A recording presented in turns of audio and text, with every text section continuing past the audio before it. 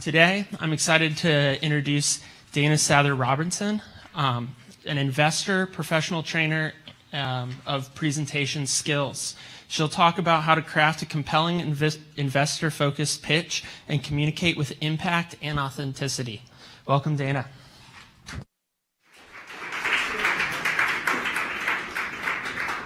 Thank you so much. I'm really excited to be here. I give a lot of webinars, so to be able to do an in-person seminar is so fun. And as soon as everybody's sitting down, I'm going to take a selfie, but I'll wait till we're a bit more settled. Okay, so I'm really delighted to be here, and I love this topic. I love to talk about investor-focused pitch. And what does that mean? Because we want to make it easy for investors to understand and to listen to your pitch and to remember it. So this key word, investor-focused, I'm going to go into a little bit here. Because your pitch isn't about you. It's about them, which might sound a little counterintuitive. But the thing is that in an investor pitch, investors are there to decide if you're a fit for them and for you to decide if they're a fit for you. So they want to understand right away if they're interested, or if they're not interested, can they help you? So investor-focused means that both the content and the delivery is tailored to the needs of the investor. And so this means that the pitch content is very investor-focused, and then you present in a way that's engaging and keeps their attention. So let's make it easy for them. I love this topic because it's so important that you create a pitch that's relevant to investors, but that it's also memorable. And I've started doing this because I see a lot of pitches that could make such a huge improvement with just some simple adjustments. Too often, a pitch kind of falls flat or people aren't really listening. So that's why I picked this topic. So the things I'm going to cover today are for you to understand the investor perspective on what's going on when they're there to listen to a pitch. And what are the 3 most common mistakes that I see founders make all the time so that you'll know how to avoid them. And how to keep the attention of your listeners. Because after all, investors are people too. We get confused, we get overwhelmed, we get busy. And most investors are actually nice. So we want to help if we're not the right fit, if we can. So I want you to think for a minute about your goals as you're preparing for the pitch. And the goal of any presentation or pitch, or anytime you're speaking in front of people, is to be understood and to be remembered. And I always emphasize being memorable as a goal because it's important to success. I would like for you that days after your pitch, that the people that listened remember what you do and why they like you. But this is not easy because most presentations and pitches are not that memorable. They're quite forgettable, I'm sorry to say. And I'll give you an example. I want you all to think of a presentation that you've seen in the last month or two. The typical presentation with slides. You listened for 20 or 30 minutes and thought, okay, that's interesting. And then a week later, someone says to you, say, how was their presentation? And you say, oh, it was great. They did such a good job. Oh, well, sorry I missed it. What did they say? How much would you remember of the content a week later? So think about that for a minute, percentage-wise. And I'm going to ask you all to raise your hand when you hear your number. If you were thinking I'd remember 10% or less, raise your hand. Okay. If you remembered like between 10 and 25%, raise your hand. And if you remember 25 to 50%, raise your hand. Okay, and if you have a photogenic memory and it's more than 50%. Okay, so I ask this question a lot, and most of the time the answer I get is between 5 and 10%. which is a pretty small number considering that they put a lot of work into that presentation. So I want to now imagine that you've given a pitch in front of a group of people. And a week later, somebody who heard your pitch is talking to their boss or their investment partner, and they're asked, so tell us about any interesting founders you've met. Will they remember you and why they like you? A week later.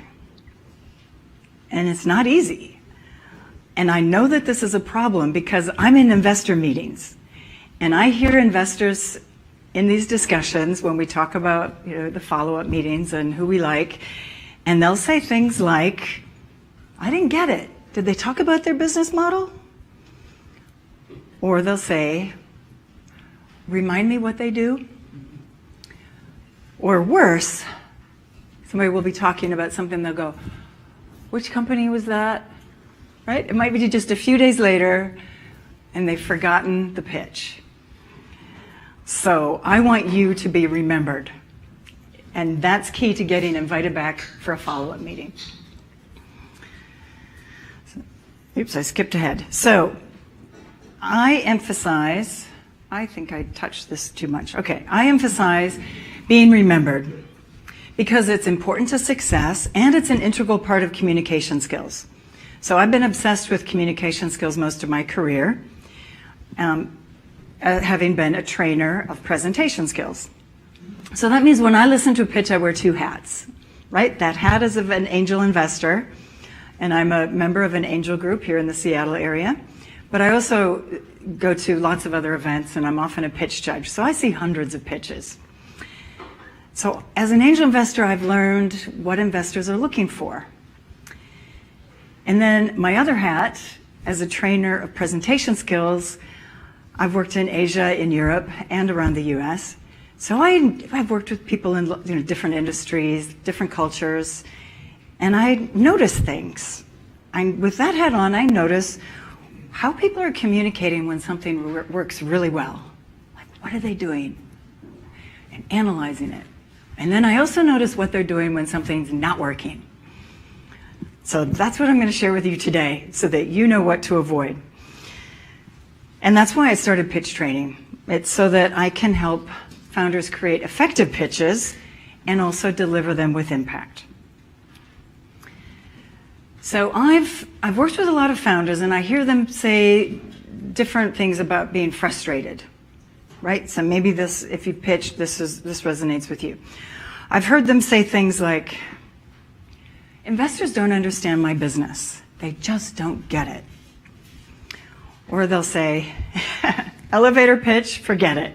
I can't explain my business in a short pitch. It's just too complex. Hear that a lot. Or they'll complain, investors are not listening. They just stop listening after a while. They're asking stupid questions. I can tell they didn't listen. So these are actually urgent problems if you have these frustrations, because if investors are confused, or if the information's not relevant to them, or if they stop listening, they're not going to remember you. They're not going to remember anything about your business. So it's your responsibility to make it easy for them to understand and remember what you do. Right, so here are the key mistakes that are causing those frustrations. The first one is really common, TMI. Too much information crammed into a short pitch. It's so easy to do, but when that happens, it all goes by in a blur and we remember nothing. Or the content's not quite focused to what investors want. And so then, we kind of stop listening. Or the delivery's not engaging. Like, I often see founders talking to their decks instead of their audience. So the good news is these mistakes are very fixable. Okay, so a successful pitch, this is what you want. You want to be concise and clear and make it easy to understand and remember. and you want the content laser focused on what investors want to know, and save the rest for later. And you want to deliver it in an engaging way so that they can take it in. And the good news is that we can give some free, on that first one, let's talk about being concise. There's some good news here, is that you don't have to include everything that investors might want to know before they decide to invest in that first pitch. Okay? So let's adapt this investor-focused mindset and think about what they do want. Okay? So actually, when you're going into that first pitch in particular, whether it's online or in a group, what's your purpose with that first meeting? Anybody want to give me an answer? Yes. Be remembered. What's that? Be remembered. Be remembered, yep. And what else? Get a second meeting. Get a second meeting. That's your intention in that moment, is by the end of that meeting, you want, they said get a second meeting, which was right, for those of you listening online. Because no one invests after the first pitch. I've never seen it happen. Which means that you have this freedom to be concise. You have this freedom to leave stuff out for later, and you actually want to do that because you want to leave them wanting more. So you can give that general overview, you can give them enough information to stay engaged and to ask good questions, but the details can be saved for later because you want that second meeting. But this is hard, I know, and here's why. This is a good news, bad news kind of thing. You're an expert. Okay? You know so much about your company, your product, your industry, that you could talk for hours.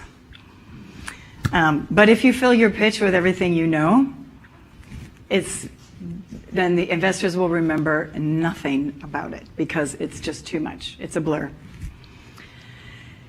So let's make it easy for them to remember by keeping it really concise and leave them wanting to meet you again.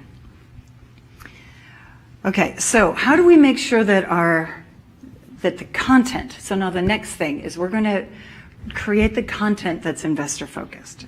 And how do we do that? And the first thing I suggest is being in this mindset of investor focused. You want to make sure that the content only covers what investors want. And so let's get in the head of investors a little bit. And one method that I like to use to get in that mindset of investor focused is think of your pitch as a gift. You're gifting this pitch and opportunity to investors, but not in an arrogant way. It's more of a way like if a friend or family member were having a special birthday and you want to give them a gift. You're going to think of what's meaningful to them and what's important to them. And then you'll deliver it in a way that's engaging, right? You don't just give somebody a gift that's something that you like. And if you do, we need to work on your gift-giving skills. So we want to make this feel like a gift. Like think about what's meaningful to investors, what's important to them. That's what I'll put in it. And then I'm going to deliver it in a way so they get it, and I'll be engaging. So that's the mindset shift that could make it about them instead of about you. And it does help a lot. So now we'll put ourselves in the shoes of investors. What is it they want? So they want to know if you're a fit for them, and you want to make that really clear. So you need to fit, the stage they invest, the industry, the traction they look for, any of those categories that they think about. So make it easy for them to kind of chunk you into a category that they recognize. This is, it's important to consider that all investors are different, right? They have different criteria, They have different missions. They have different industry expertise. So let's dig in a little bit on who you're talking to here. The first rule in presentation skills training is who's your audience. So we'll do that right now. Who's your audience? I want you to think about, in your situation, who's your ideal investor. But let's think about first what you need. Okay? If you're at a certain company stage, you need to find investors that invest in that stage. Okay, so based on your stage, your industry, your geography, your mission, the size of investment you're looking for, the type of founder you are, and then write all that down and then think about, okay, who's that ideal investor? So maybe you need to think then clearly about, who do I want? It's kind of like creating a target market, when you're starting to market your product. The more specific you are with your target market, the more effective your marketing is. In this case, you're going to target your ideal investor so that you don't waste time talking to the wrong people. So I really want you to write this down if you have paper. Right? Think about this. How do I explain myself on what I need? And then how do I make that criteria for my ideal investor? So when I say, so you might end up with an investor profile of something like this, that invests pre-seed in X industry in the Pacific Northwest, that has this mission of helping, let's say you're in clean environment, that will invest $500,000 in a diverse co-founding team, or specific to this university or whatever. So if you can nail that, and then you're talking to the right people, it'll save you a lot of time. So that's your who. So, and one clue, your ideal investor is never, someone with lots of money. So it just doesn't work like that. Investors have very specific criteria, and you should just ask them, what's your investment thesis? You can find it on, based on the Angel Group or the VC's website. You can find that information to make sure you're a fit. Okay, so that's the who. That's who you're talking to. Now let's create, let's think now about the content of your pitch. Okay, so you want to be very clear on what's with your ideal investor, what's their perspective on what they want in a pitch. So investors want information such as business model, traction, market opportunity. That's easy to be left out if you're in product development stage, for example. An investor friend said to me recently, we see a lot of great product ideas with no business model. So think about what investors want, and that's what you give them. This is how to target your content to be investor-focused. What's the opposite of an investor-focused pitch? It's a product-focused pitch. A product-focused pitch are pitches that talk a lot about product features, how the product works. If you love to talk about your product development history or your product development plans for the future. If you're talking about those things and you're missing business model, market opportunity, or how you reach your customers, then your pitch is too product focused. But I get why this happens, and this happens a lot. We love to talk about what we know, right? And what we're working on. And so I get it. You and your team you believe in your product. I'm sure it's a fabulous product. And you're deep in product development and you're excited about your future plans. And yes, it's exciting. But the problem with a product-focused pitch is that then the investor's left to figure out who would buy this. How big is that market? What are the benefits to the customers? So scale back on features, talk about benefits, and then cover all those other things first. Save those product features for a follow-up meeting. Because a pitch that's product focused can be confusing to anyone that's outside of your industry. To investors, if it's confusing, it doesn't feel relevant to them. And human nature is that if we're listening to a presentation and at some point you think this isn't relevant to me, then what do? We stop listening. So we want to keep them engaged. Don't give them anything that's going to make them stop listening. So how to tell if your pitch is too product focused and not enough investor focused. So let's say you've given a pitch and you come back and you complain to me. If you say any of these things, then it probably is. If you come out of a pitch thinking investors are confused, they just don't get it. Or if when you're in an investor meeting, your talk goes down a rabbit hole of product issues very early, before you've even talked about the business.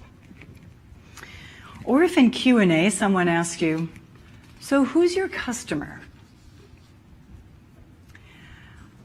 Or if somebody asks you, how's this business make money? Or here's one, if you have ever thought in the back of your mind, investors are stupid. I have heard clients come and tell me, well, they're not clients, they're like people that are frustrated, and they send me these email messages and they say, investors are stupid. They don't understand this business opportunity. This is such a great opportunity. Why don't they get it? Or I've heard founders complain, they're so mad at investors. Why won't investors create products that save lives or save the planet or save money?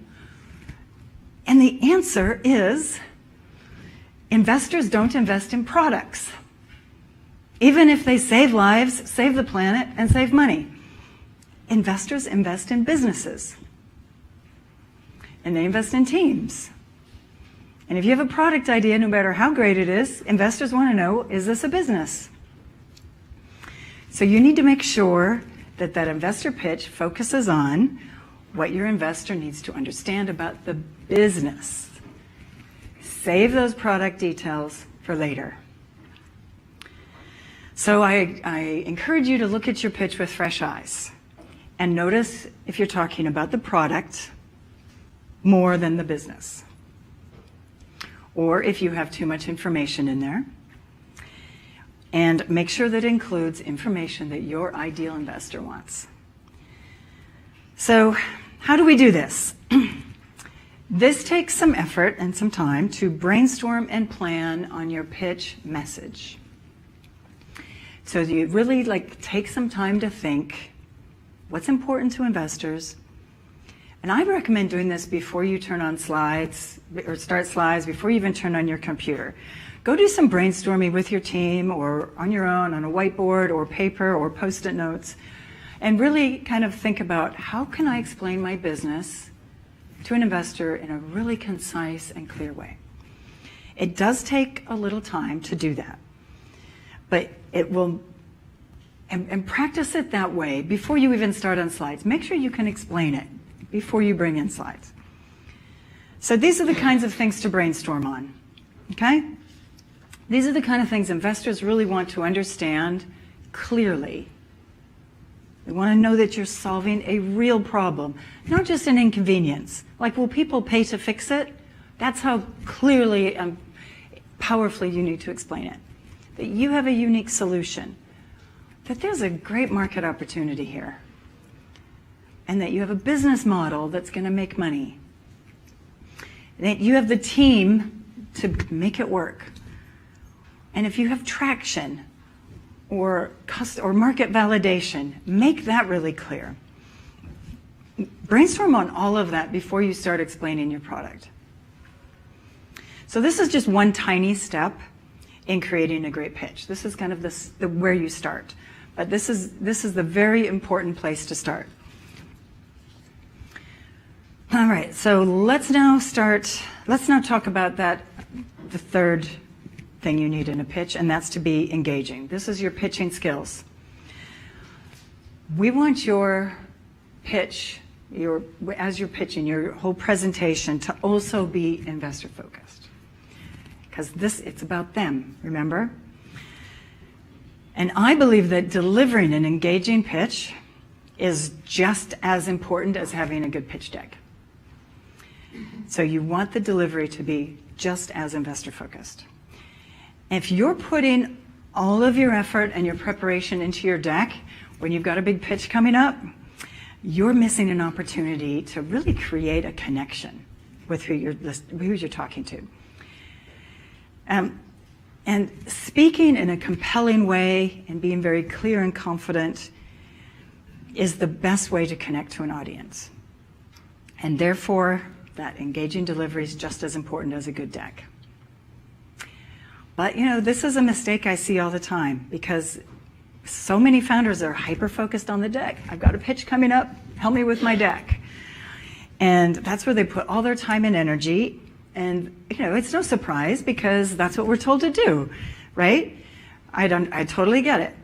Everyone tells you to prepare a pitch deck. Investors will tell you what they expect in a pitch deck. If you do a search on investor pitch, you'll get deck templates. But no one says, oh, and we expect you to be engaging. And no one says, they don't warn you that, well, if you're boring, we stop listening and forget everything you've said. But that's what happens all the time. So keep in mind here, investors don't invest in decks. The deck is just kind of helping you deliver that message because investors invest in people and teams that they have confidence in. They want confidence in their capability and their commitment. And you need to be able to show that when you're meeting them. And investors invest in people that they like and trust. They want to find an outstanding founder. They don't say, I'm looking for an outstanding deck. In investor discussions, I actually often hear people say, oh, wow, I really like him. Or, that's an impressive team. Or, wow, she's an amazing entrepreneur. I have never heard them say, I love that deck. Never. So, let's think about, you've probably heard this before, the golden rule of business. All things being equal, people will do business with and refer business to people that they know and like and trust. And even when things are not equal, right, we still prefer to do business with people we know and like and trust. So, investors do notice when someone makes a great impression. And if it's not such a great pitch, you run the risk of investors, they stop listening, they'll get distracted. I mean, particularly if it's an online pitch, which tends to be, the first pitches are often online now. And, if you're listening to an online presentation and you get bored, what do? Well, I got a notification just pop up on my computer. I'll go read my emails or my text messages. It's so easy to get distracted. So you need to keep them engaged. The second they're distracted, you've lost them. It's hard to bring them back. All right, so yes, you should still use a deck, but it's important to be engaging. In fact, in my training program for pitching, I even have a module on presentation skills, because it's that important. So how should you use this deck that you've been asked to create? And now I'm telling you, it's not the most important thing. Okay, your deck you can use as your visual support. But I want you to keep in mind that your pitch is way more than your deck. Your pitch is everything you communicate to investors. It's what you say in that meeting. It's how you handle Q&A. It's how you explain things in everything you do in those investor meetings. So that deck is only one part of your pitch. And so use your deck as your visual support tool. It can help you communicate your story in a visual way. So it is important, it serves a purpose. In fact, a great deck might get you that first meeting, because a lot of times you have to submit a deck before you get invited in. So in that case, you treat it like a resume. You don't put your entire life history in your one-page resume, right? You put enough to make them go, I need to meet this person. Okay. So you need both good delivery, clear message, and a deck that will support you. So how do you improve these pitching skills? The good news is that anyone can improve, right? Communication skills are like any skill, whether you're learning to play tennis or learn to play an instrument. With some practice and some coaching, you get better. So that's the good news. A key mindset that will really help you when you're going into the pitch meetings is to be authentic, to be yourself, and also to focus on building relationships. So if you go into that meeting not thinking, I hope they give me money, but thinking, I have to get to know these people. This is the beginning of a relationship. For most investors, their number one influencer on how they decide if they're going to invest is team. So let them get to know you. It's important to show your enthusiasm and your personality when you're giving a pitch. Remember that golden rule of business, right? They want to know and like and trust you. So how do you get into this mindset? So first of all, be willing to show your enthusiasm and your personality. If you're committed to this business, if you're motivated by your mission, if you think that your industry needs your product in the world, then show your enthusiasm and commitment. Reading from slides does not convey passion. You have to look at your audience, even if it's online, because relationships matter. And know that this process is going to take a while, right? Nobody invests after the first pitch. It's kind of like dating. You don't make a commitment after one meeting. You want to get to know each other. You want to get to know them. They want to get to know you. This might be a 10-year relationship. You want to make sure you like them. You don't want them involved in your business if you don't like them. So it goes both ways. So build rapport, let them get to know you. And so here's a tip on how to do that, particularly if you have something coming up. Practice first with no slides. And record it on your phone or on your computer, and practice the whole message with no slides first, being deliberate with your eye contact, being aware of your pace. You're not talking too fast, you're not talking too slowly. And so that way you're not anchored to your slides. You know you can deliver it without slides. And then watch that again. Do I sound engaging? Do I need to fix this? Do I need to reduce the content? And then after you have that down, then bring in your slides. That way you've practiced it in a way that you're not going to be staring at slides. You can engage with your listeners. And so it's important also to make sure that the content there is very easy for you to deliver, so that you probably need to reduce the amount of content you think that you're going to use.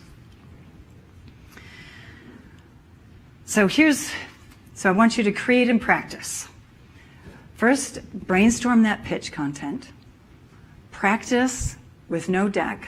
Record it. Really be deliberate. Work on your delivery. Get some coaching if you need it. And then do the practice with slides last. It will make all the difference.